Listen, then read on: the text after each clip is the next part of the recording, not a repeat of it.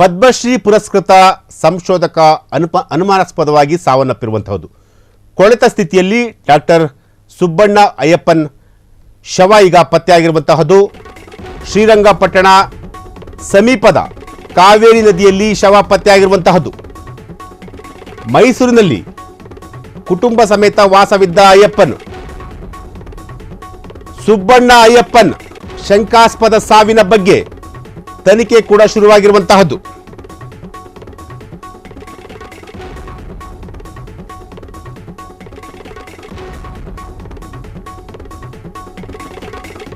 ಪದ್ಮಶ್ರೀ ಪುರಸ್ಕೃತ ಸಂಶೋಧಕ ಅನುಮಾನಾಸ್ಪದವಾಗಿ ಸಾವನ್ನಪ್ಪಿರುವಂತಹದ್ದು. ಕೊಳೆತ ಸ್ಥಿತಿಯಲ್ಲಿ ಡಾಕ್ಟರ್ ಸುಬ್ಬಣ್ಣ ಅಯ್ಯಪ್ಪನ್ ಅವರ ಶವ ಈಗ ಪತ್ತೆಯಾಗಿರುವಂತಹದ್ದು. ಶ್ರೀರಂಗಪಟ್ಟಣದ ಕಾವೇರಿ ನದಿಯಲ್ಲಿ ಶವ ಪತ್ತೆಯಾಗಿರುವಂತಹದ್ದು.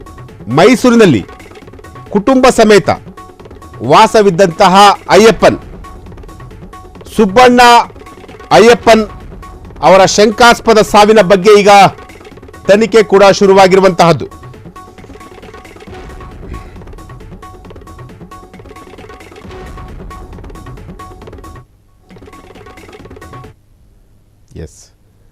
ಕೇಂದ್ರದ ಕೃಷಿ ಸಂಶೋಧನೆ ಮತ್ತು ಶಿಕ್ಷಣ ಇಲಾಖೆ ನಿವೃತ್ತ ಕಾರ್ಯದರ್ಶಿಗಳು ಆದಂತಹ ಪದ್ಮಶ್ರೀ ಪ್ರಶಸ್ತಿ ಪುರಸ್ಕೃತ ಡಾಕ್ಟರ್ ಸುಬ್ಬಣ್ಣ ಅಯ್ಯಪ್ಪನ್ ಅವರು ಈಗ ಸಾವನ್ನಪ್ಪಿರುವಂತಹದ್ದು.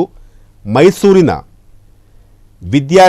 ವಿದ್ಯಾರಣ್ಯಪುರಂನ ಸಂಕಲ್ಪ ಅಪಾರ್ಟ್ಮೆಂಟ್ನಲ್ಲಿ ಪತ್ನಿ ಶ್ರೀಮತಿ ಉಮಾ ಅವರೊಂದಿಗೆ ವಾಸವಿದ್ದಂತಹ ಡಾಕ್ಟರ್ ಸುಬ್ಬಣ್ಣ ಕರ್ನಾಟಕದ ಹೆಸರಾಂತ ಕೃಷಿ ವಿಜ್ಞಾನಿಯಾಗಿದ್ದಂತಹ ಡಾಕ್ಟರ್ ಅಯ್ಯಪ್ಪನ್ ಅವರು ಮೇ 7ರಂದು ಮನೆಯಿಂದ TVS ಸ್ಕೂಟರ್ನಲ್ಲಿ ಹೊರಗೆ ಹೋದಂಥವರು ಮನೆಗೆ ವಾಪಸ್ ಬಂದಿರಲಿಲ್ಲ. ಈ ಸಂಬಂಧ ಮೇ 9ನೇ ತಾರೀಕು ವಿದ್ಯಾರಣ್ಯಪುರ ಪೊಲೀಸ್ ಠಾಣೆಯಲ್ಲಿ ಪ್ರಕರಣ ಕೂಡ ದಾಖಲಾಗಿರುವಂಥದ್ದು. ನಿನ್ನೆ ಮಧ್ಯಾಹ್ನ ಸುಮಾರು 2 ಗಂಟೆ ವೇಳೆಗೆ ಅವರ ಒಂದು ಮೃತದೇಹವು ಶ್ರೀರಂಗಪಟ್ಟಣದ ಸಮೀಪ ಮೈಸೂರು ಹಾಗೂ ಬೆಂಗಳೂರು ರಸ್ತೆಯ ಸತ್ಯಸಾಯಿ ಆಶ್ರಮದ ಬಳಿ ಕಾವೇರಿ ನದಿಯಲ್ಲಿ ಪತ್ತೆಯಾಗಿರುವಂತಹದ್ದು.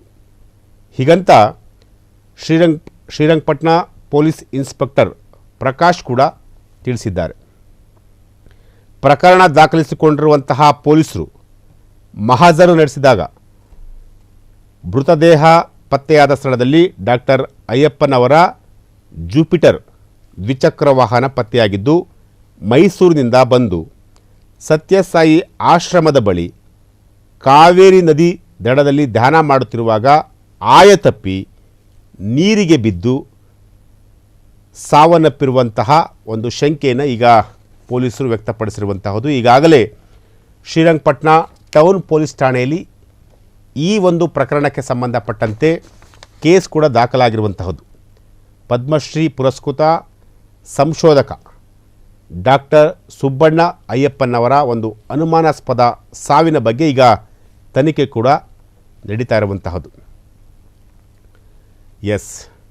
ಡಾಕ್ಟರ್ ಸುಬ್ಬಣ್ಣ ಅಯ್ಯಪ್ಪನವರು ಈಗ ಸಾವನ್ನಪ್ಪಿರುವಂತಹದ್ದು, ಅನುಮಾನಾಸ್ಪದವಾಗಿ ಸಾವನ್ನಪ್ಪಿರುವಂತಹದ್ದು. ಈಗಾಗಲೇ ಶ್ರೀರಂಗಪಟ್ಟಣ ಟೌನ್ ಪೊಲೀಸ್ ಠಾಣೆಯಲ್ಲಿ ಸುಬ್ಬಣ್ಣ ಅವರ ಸಾವಿಗೆ ಕುರಿತಾದಂತೆ ಈಗಾಗಲೇ ಒಂದು ಪ್ರಕರಣ ಕೂಡ ದಾಖಲಾಗಿರುವಂಥದ್ದು. ಮೋಸ್ಟ್ಲಿ UDR ದಾಖಲು ಮಾಡಿಕೊಂಡಿರ್ತಾರೆ ಅನಿಸುತ್ತೆ. UDR ಸೆಕ್ಷನ್ ಅಡಿಯಲ್ಲಿ ಈಗ ಕೇಸ್ ಕೂಡ ದಾಖಲಾಗಿರುವಂತಹದ್ದು. ಪೊಲೀಸರು ತನಿಖೆಯನ್ನು ಕೂಡ ಮುಂದುವರಿಸಿರುವಂತಹದ್ದು. ಕ್ಷಣ ಕ್ಷಣದ ಸುದ್ದಿಗಳಿಗಾಗಿ ಫ್ರೀಡಂ ಟಿವಿ ಸಬ್ಸ್ಕ್ರೈಬ್ ಮಾಡಿ, ಲೈಕ್ ಮಾಡಿ ಹಾಗೂ ಫಾಲೋ ಮಾಡಿ. ಹೊಸ ಸುದ್ದಿಗಳ ನೋಟಿಫಿಕೇಶನ್ಗಾಗಿ ಬೆಲ್ ಐಕಾನ್ ಮೇಲೆ ಕ್ಲಿಕ್ ಮಾಡಿ.